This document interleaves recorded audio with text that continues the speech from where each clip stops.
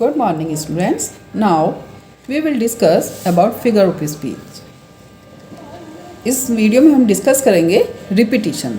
Repetition क्या होता है? जब हम वर्ड्स का बार बार रिपीट करते हैं, दो या दो से अधिक बार जब रिपीट होते हैं लाइन या वर्ड्स, तो वो रिपीटिशन कहलाता है. जैसे for example, all I did, I was smile and smile. Next, break o break open till they break down. Next, I saw water everywhere. Hope आपको ये क्लियर हो गया होगा. यानी कि जब कोई वर्ड्स या लाइन बार बार रिपीट होती है तो वो रिपीटिशन कहलाती है. अब आते हैं, देखते हैं ओनोमेटोपोइया. ओनोमेटोपोइया देखो क्या होता है. The use of words that mimics or imitate the sounds. यानी कि जिसमें साउंड्स आती है, बस तुम्हें इतना ध्यान करना है. यानी कि जब साउंड्स आती है तो वो ओनोमेटोपोइया होता है. फॉर एग्जाम्पल, जैसे the snake is hissing, the cats mu, okay, the bees are buzzing. जब किसी की साउंड आती है इस तरह से एनिमल्स की, बर्ड्स की, तो वो क्या कहलाती है? ओनोमेटोपोइया. अब आते हैं नेक्स्ट, पन. पन क्या होता है? पन जैसे वर्ड से ही हमें पता चल रहा है. पन मीन्स यानी कि कोई फ़न कर रहे हो, मजाक कर रहे हो. यानी कि इसमें ह्यूमरस होता है और इसमें डबल मीनिंग होता है. डबल मीनिंग कैसे? देखो एग्जाम्पल देखेंगे तो हमें बिल्कुल क्लियर हो जाएगा. A horse is a very stable animal. A horse is a very stable animal. अब यहाँ पे स्टेबल, स्टेबल क्या यानी कि स्थिर, और स्टेबल का दूसरा है अस्तबल, यानी कि जो जिसमें हॉर्स रहते हैं उसको भी स्टेबल कहते हैं. तो हो गया ना डबल मीनिंग. तो ये कौन सा है? पन. जैसे the tallest building in the town is the library, it has thousands of stories. यानी कि जो सबसे लंबी बिल्डिंग है तो उसमें क्या है? स्टोरीज. अब देखो स्टोरीज क्या है? स्टोरीज यानी कि जो लाइब्रेरी है हमारी, उसमें काफ़ी सारी स्टोरीज हैं, बुक्स हैं. और दूसरा क्या मीनिंग है इस स्टोरीज़ का? यानी कि बिल्डिंग में क्या होते हैं? स्टोरी होती है, काफ़ी सारी स्टोरी होती है बिल्डिंग में, एक ही बिल्डिंग में. तो डबल मीनिंग है. तो यहाँ पे पन, जब इस तरह से डबल मीनिंग हो एक ही वर्ड का तो क्या कहलाते हैं? पन कहलाते हैं. ओके, नेक्स्ट आता है आई सो अ सो. जैसे हमने कहा कि सेम वर्ड हो, प्रोनाउंसिएशन सेम हो, स्पेलिंग डिफरेंट हो और मीनिंग डिफरेंट हो उनका. अब जैसे देखो यहाँ पे सेम है, स्पेलिंग भी सेम है, प्रोनाउंसिएशन भी सेम है, लेकिन मीनिंग डिफरेंट है. कैसे? जैसे सो. सो यानी कि सी की सेकंड फॉर्म क्या होती है? सो, देखना. आई सो ए सो. और इस सो का, दूसरे सो का क्या मीनिंग है? ब्लेड, यानी कि आरी, जिससे हम काटते हैं. तो एक ही वर्ड के जब डबल मीनिंग होते हैं या टू वर्ड्स सिमिलर आते हैं तो वो पन कहलाते हैं. ओके, नेक्स्ट आता है हमारा एपिग्राम. एपिग्राम क्या होता है? जिसमें सरप्राइज होते हैं हम, हमारा एकदम अटेंशन जाता है उस वर्ड्स की तरफ, तो वो एपिग्राम कहलाते हैं. For example, the child is the father of a man. The child is the father of a man. अब जा रहा है ना भाई, कोई भी अचानक कहे the child is the father of man, तो एकदम हमारा जो ध्यान है वो अट्रैक्टिव होगा उसकी तरफ. तो जब हमारा ध्यान, कोई सेंटेंस ऐसा आता है जब हमारा ध्यान अट्रैक्टिव होता है उसकी तरफ, तो वो एपिग्राम कहलाता है. जैसे fools rush where angels fear to go. यानी कि इसका एक ही वर्ड का डीपर मीनिंग होता है. कहने में तो ये इजी लग रहा है. जैसे fools rush where angels fear to go, यानी कि जहाँ पे जो नॉर्मल व्यक्ति है वो नहीं जाएगा, वो डरेगा वहाँ जाने से. वहाँ फूल्स चले जाते हैं, भाई फूल्स को पता ही नहीं है. तो इट मीन्स क्या है? ये एपिग्राम. नेक्स्ट आता हमारा cowards die many times before their death. अब देखो ये है cowards die many times before their death. It means क्या? यानी कि जो डरपोक होते हैं वो कई बार मरते हैं मौत से पहले. इट मीन्स क्या? यानी कि वो पहले ही, मौत के आने से पहले वो इतने डरते हैं, इतने वीक होते हैं, कमज़ोर होते हैं कि वो पहले ही मर जाते हैं. ओके, होप क्लियर हो गया होगा.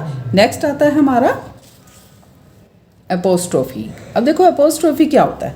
एपोस्ट्रोफी एक तो जिनमें ये वर्ड आते हैं जैसे आ, ओ और एक्सक्लेमेशन मार्क होगा. ओके, तो ये क्या कहलाते हैं? एपोस्ट्रोफी. फॉर एग्जाम्पल देखेंगे तो हमें क्लियर हो जाएगा। O grave where is the victory, O grave where is the victory, जीत कहाँ है। O liberty why are you so dear, liberty means freedom. Mother thou should be living at this time, mother thou means आप, you के लिए हम use करते हैं thou. Mother thou should be living at this time कहते हैं ना कई बार, यानी कि जब डेड पर्सन होता है और हम उन्हें संबोधन करके कहते हैं, पॉइंट आउट करके बोलते हैं एज ए, यानी कि डैड को जब प्रेजेंट मान लेते हैं तो वो अपोस्ट्रोफी कहलाते हैं। जैसे मदर अब नहीं है जीवित, कई बार हम कहते हैं कि अरे मदर काश आप जीवित होती, तो वो ही सेम सेंटेंस है, अपोस्ट्रोफी। क्लियर हो गया होगा। नेक्स्ट आता है हमारा ऑक्सीमोरन। ऑक्सीमोरन क्या होता है, जब टू अपोजिट वर्ड्स एक साथ आते हैं, टू अपोजिट वर्ड्स एक साथ आते हैं, यानी कि जैसे for example life is bitter sweet, life क्या है, एक कड़वा सच है और एक अच्छी भी है, स्वीट भी है। ब्रिंग योर ओरिजिनल कॉपीज़, जैसे हम कहते हैं ना, अच्छा अपनी ओरिजिनल कॉपीज़ लेके आना। अब यहाँ पे जो है कॉपीज़ मीन्स यानी कि फ़ोटो कॉपी, लेकिन यहाँ पे जो मीनिंग है इसका ओरिजिनल कॉपी, यानी कि अपने ओरिजिनल डॉक्यूमेंट्स लेके आना बोलते हैं ना कई बार, तो डबल मीनिंग हो गया यहाँ पे, यानी कि ओरिजिनल भी है और कॉपीज़ भी है। जब अपोजिट इस तरह से वर्ड्स आते हैं एक के साथ दूसरा अपोजिट हो तो वो कहलाता है हमारा ऑक्सीमोरन। नेक्स्ट आता है जैसे he is seriously funny, he is seriously funny, यानी कि वो सीरियस है या फनी है। कई बार कंफ्यूज हो जाते हैं ना, मतलब क्या कहना चाह रहे वो, भी सीरियस भी है और फनी भी है। जब इस तरह से पोएट अपनी पोयम में, ऑथर अपनी राइटिंग में इस तरह से वर्ड्स यूज करते हैं तो वो हमारे क्या कहलाते हैं, ऑक्सीमोरन। ओके, नेक्स्ट हम आता है हमारा पैराडॉक्स। अब देखो पैराडॉक्स क्या होता है, जब टू अपोजिट आइडियाज़ या स्टेटमेंट, ध्यान रखना इसमें थोड़ा सा ही सिमिलरिटी है, थोड़ा सा ही डिफरेंस है। क्या, ऑक्सीमोरन में टू अपोजिट वर्ड्स आते हैं और पैराडॉक्स में टू अपोजिट आइडियाज़ या स्टेटमेंट आते हैं। ठीक, जब दो अपोजिट स्टेटमेंट या आइडियाज़ एक साथ आते हैं तो कहलाते हैं पैराडॉक्स। जैसे फॉर एग्जाम्पल आप करोगे तो क्लियर हो जाएगा, this is the beginning of an end, मतलब शुरुआत भी है और ख़त्म भी हो गया। You can save money by spending it. अब देखो ये क्या सेंटेंस है, यू कैन सेव मनी, एक बार तो कह रहे हैं कि सेव मनी कर सकते हो और दूसरी बार कह रहे हैं स्पेंड इट। भाई कहीं स्पेंड करके क्या हम किसी चीज़ को बचा सकते हैं, सेव कर सकते हैं, कैसे कर सकते हैं।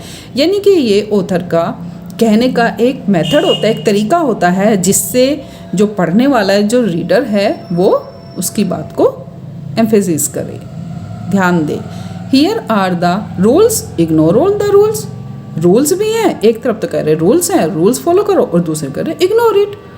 तो जब इस तरह से आते हैं, यानी कि दो आइडियाज़ कॉन्ट्रडिक्टरी हो, ध्यान रखें अपना वर्ड, कॉन्ट्रडिक्टरी हो क्या आइडियाज़, तो वो कहलाते हैं पैराडॉक्स। और जब कॉन्ट्रडिक्टरी यानी कि अपोजिट, जब दो वर्ड्स एक साथ आते हैं तो वो कहलाते हैं ऑक्सीमोरन। होप आपको ऑक्सीमोरन और पैराडॉक्स क्लियर हो गए होंगे। नेक्स्ट आता है हमारा क्लाइमैक्स। क्लाइमैक्स क्या होता है, climax ideas of ascending order, यानी कि जब हम किसी आइडियाज़ को असेंडिंग ऑर्डर में, जैसे मैथ में करते हो ना, असेंडिंग ऑर्डर में लिखे या डिसेंडिंग ऑर्डर में लिखे तो वो क्लाइमैक्स कहलाता है। कैसे, देखो for example look up in the sky, भाई पहले आकाश में देखा, फिर क्या देखी हमने, इट्स अ बर्ड, वहाँ पे क्या देखी, एक बर्ड देखी। इट्स अ प्लेन, फिर एक प्लेन देखा। अगर हम इसको उल्टा कह दें, जैसे it's a plane, it's a bird, look up in the sky, तो हमारा क्या बन जाएगा, ये एंटी क्लाइमैक्स, जो भी आप पढ़ेंगे। नेक्स्ट एग्जाम्पल, ही केम, ही फोर्ट, ही कन्क्यूर्ड, यानी कि इसमें असेंडिंग आएंगे, असेंडिंग ऑर्डर में जब हम लिखते हैं तो वो कहलाता है हमारा क्लाइमैक्स। ओके, जैसे नेक्स्ट देखते हैं, I laugh, I run, I live, I sing, I dance for joy. Okay, यानी कि बिल्कुल असेंडिंग है। भाई पहले मैं हंसा, फिर मैं दौड़ा, फिर मैं कूदा, मैंने गाया और फिर मैंने खुशी के लिए एन्जॉय किया, डांस किया। नेक्स्ट आता हमारा एंटी क्लाइमैक्स। जैसे नाम से ही आपको पता चल रहा है एंटी क्लाइमैक्स क्या होता है। एंटी क्लाइमैक्स यानी कि इसका क्लाइमैक्स का बिल्कुल अपोजिट। जैसे एंटी क्लाइमैक्स यानी कि आइडियाज़ ऑफ डिसेंडिंग ऑर्डर।